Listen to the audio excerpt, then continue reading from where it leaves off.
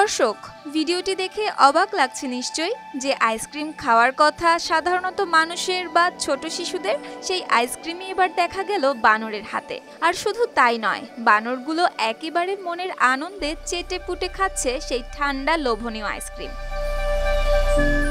Free ice cream day উপলক্ষে ব্রাজিলের Rio de জেনেইরোর bio পার্কে আয়োজিত হয়েছিল এমন ব্যতিক্রমী উদ্যোগ। প্রচণ্ড গরম থেকে প্রাণীদের স্বস্তি দিতে বানানো হয় নানা স্বাদের হিমায়িত খাবার। বিশেষ করে বানরদের জন্য সাজানো হয়েছিল রঙিন ফলের ললিপপ, তরমুজ, আনারস আর আঙুরের রসে তৈরি ছোট্ট ছোট্ট আইসক্রিম। কর্মীরা যখন বরফ ভর্তি বাক্স নিয়ে খাঁচার সামনে পৌঁছালেন, তখনই বানরগুলো দৌড়ে গিয়ে তুলে নিল আইসক্রিম। কেউ সরাসরি হাত থেকেই খেতে শুরু করলো, কেউ বরফ ভেঙে খুঁজে নিল ভেতরের ফলের টুকরো। ওয়ালটন এখন দেশের সীমানা পেরিয়ে পৌঁছে গিয়েছে 50টিরও বেশি দেশে।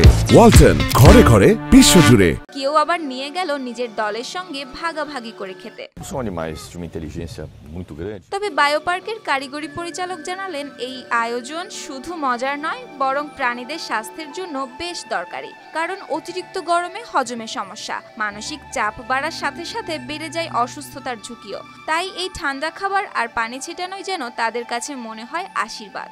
আর বিশেষ করে ক্যাপুচিন বানরের মতো বুদ্ধিমান প্রজাতিরা এই ধরনের ঠান্ডা খাবারে বেশ আগ্রহী।